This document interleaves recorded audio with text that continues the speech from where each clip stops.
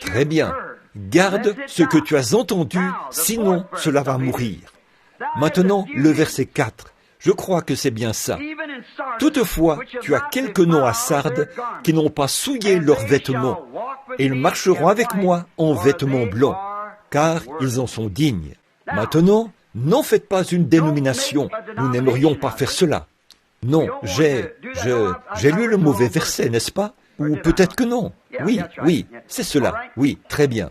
Oui, à Sardes, ils n'ont pas souillé leurs vêtements. Il y en avait quelques-uns qui avaient continuellement refusé de se prosterner devant cette chose et qui sont restés purs et propres. Le vieux lien qui remonte à la Pentecôte, ceux qui étaient remplis de l'Esprit. En ce temps-là, beaucoup d'entre eux, quand l'âge de Luther avait commencé à former une dénomination, qu'ont-ils fait? Ils ont recommencé, exactement comme la Bible dit.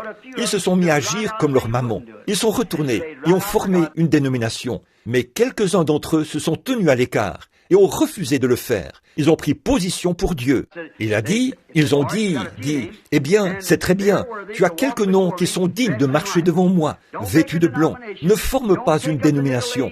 Ne reprends pas la doctrine des Nicolaïtes, là. Ne te remets pas à former ta dénomination, mais reste libre en Dieu. Laisse le Saint-Esprit te conduire alors que tu avances. Il y en a encore un petit reste. Maintenant, le verset 5, je crois. Que celui qui a des oreilles entend. Voyons un peu, non. Celui qui vaincra sera revêtu ainsi de vêtements blancs.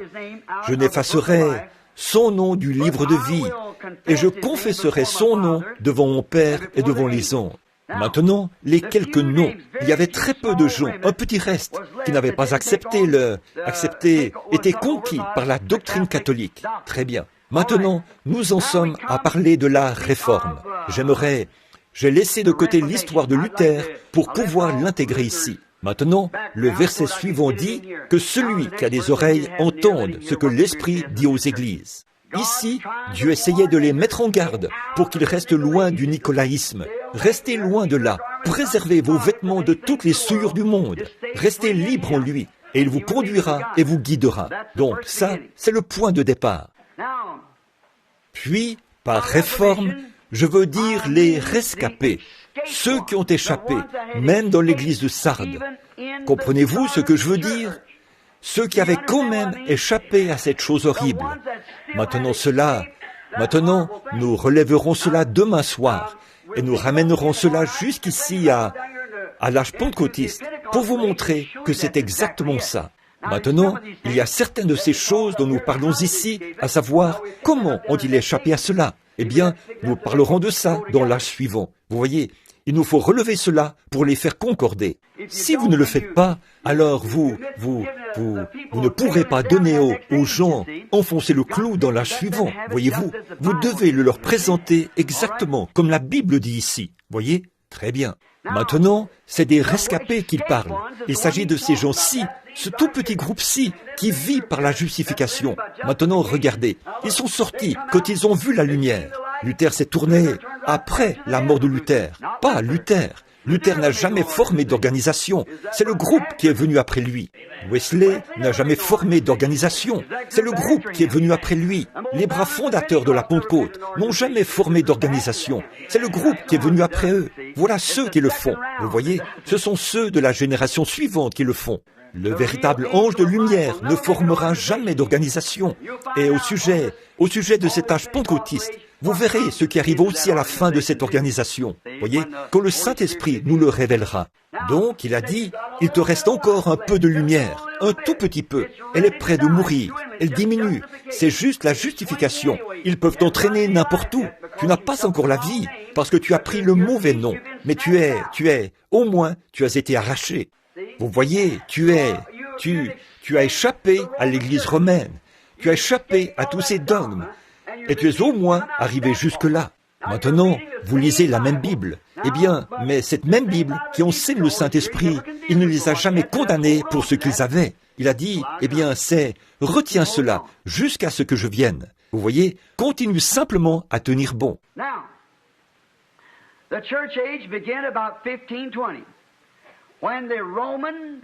Maintenant, cet âge de l'Église a commencé vers 1520, quand l'Église catholique romaine universelle battait son plein. Cela a duré jusqu'au 31 octobre, si vous prenez des notes, le 31 octobre 1570 après Jésus-Christ, quand Martin Luther a cloué ses 95 thèses sur la porte de l'église de Wittenberg, en Allemagne. C'est à partir de ce moment-là que la réforme a commencé. Avez-vous noté ces dates? Laissez-moi le répéter pour que vous soyez certains. Le 31 octobre 1570, après Jésus-Christ, quand Martin Luther a cloué ses 95 thèses sur la porte de l'église de Wittenberg, W-I-T-T-E-N-B-E-R-G, Wittenberg, en Allemagne. C'est à partir de cette date que la réforme a commencé. Le feu a commencé à se répandre. Il s'est tenu là, ses thèses à la main comme ceci, et a protesté contre l'Église catholique. Il a dit, quoi, ceci serait le Saint-Corps du Christ? C'est une hostie et un peu de vin. Et vlan, il a jeté cela par terre. C'est vrai, il a protesté contre l'Église catholique, et cela a commencé. Les quelques rescapés en sont donc sortis. Très bien, cela avait commencé. Was more of a fight for political power than it was Mais c'était plus une lutte pour le pouvoir politique que pour l'authentique et véritable Église, pour les normes chrétiennes. Il luttait uniquement pour le droit politique de sortir de cette Église et fonder une autre Église. Dans leur réforme, il n'a jamais été question de quitter l'Église catholique afin de ramener le Saint-Esprit et la puissance dans l'Église, puisqu'ils avaient rejeté cela. C'était un ralliement politique. C'est pour cela que ceci concorde parfaitement. Tu as un nom que tu fais vivre, mais tu es mort.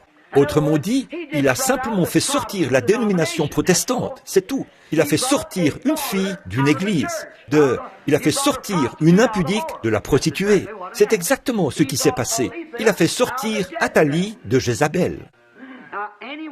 Eh bien, quiconque lit la Réforme sait que c'est vrai, parce qu'il n'a fait que quelques-unes des vieilles reliques et des ordonnances et des cérémonies. Il a simplement démoli tout ça. Mais quand a ramené le Saint-Esprit dans l'Église, comme c'était le cas ici, il ne l'a pas fait. Non, monsieur. C'était plus une lutte politique qu'une lutte spirituelle. C'était de la politique au lieu du Saint-Esprit. Il n'était pas encore rentré dans l'Église.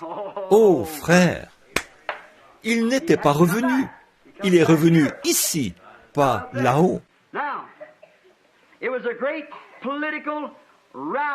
Donc, c'était un grand ralliement politique, mais ce n'était pas pour la cause des Saintes Écritures et du Saint-Esprit. C'est par un ralliement politique qu'il s'est débarrassé de certaines des vieilles reliques, du crucifix et des « Je vous salue Marie » et tout. Mais il a quand même conservé le catéchisme. Il a quand même conservé comment appelle-t-on cela? Les services de consécration, ou peu importe ce que c'était. Quand il venait là, le matin de Pâques, et que le pasteur le souhaitait un joyeux Noël, vous savez, il ne les reverrait plus jusqu'à Noël, avait-il dit, vous savez. Le service de confirmation, c'est ce que je voulais dire. On fait venir les gens et on les confirme. On leur donne la première communion et on les confirme. La confirmation, ça n'existe pas. La seule confirmation qui est mentionnée dans la Bible, dans la Bible, c'est quand Dieu confirmait sa parole par des miracles et des prodiges qui l'accompagnent. Voilà la confirmation, pas la confirmation de l'appartenance à une église luthérienne, mais Dieu qui confirme sa parole en vous. Et le Seigneur travaillait avec eux, Marc 16, et confirmait la parole par les miracles qui l'accompagnaient. Voilà la confirmation de l'église de la Pentecôte. Voilà la confirme. Dieu confirme qu'il est vivant et qu'il est un Dieu qui accomplit des miracles dans l'église, par le parler en langue, l'interprétation des langues et l'accomplissement des mêmes choses qu'ils accomplissaient au début. Est-ce que je vous fatigue? Très bien. Maintenant, remarquez, ils n'ont pas ramené le réveil du Saint-Esprit. Ils ont inauguré un nouvel âge de l'Église. Ils ont ramené ceux qui avaient été arrachés, les rescapés de la hiérarchie romaine, et en ont fait une hiérarchie protestante. C'est la seule chose qu'ils ont faite. Ils sont allés de mal en pis, voyez-vous. C'est vrai, tout à fait. Jézabel venait de donner naissance à une fille. Eh bien, ne pensez pas que je dis cela simplement pour faire le malin. Je dis cela parce que la Bible dit, dans Apocalypse 17, la Bible dit, elle est la mère des impudiques. Jésus a dit ici, tout comme l'a été Jézabel, ainsi sera-t-elle. Et elle a produit des filles qui ont souillé un pays qui n'était pas souillé. Eh bien, c'est exactement ce que le protestantisme a fait au véritable Esprit de Dieu. Il a souillé la chose et a replongé les gens dans une autre organisation. En fait, si Dieu le veut, dimanche matin, j'aimerais vous démontrer qu'ils font une image à la bête. Et que la bête, c'est Rome. Et ils ont fait une image comme celle-là. Qu'était-ce donc? Une organisation. Oh, j'espère que ça pénètre dans le cœur des gens. Et vous vous demandez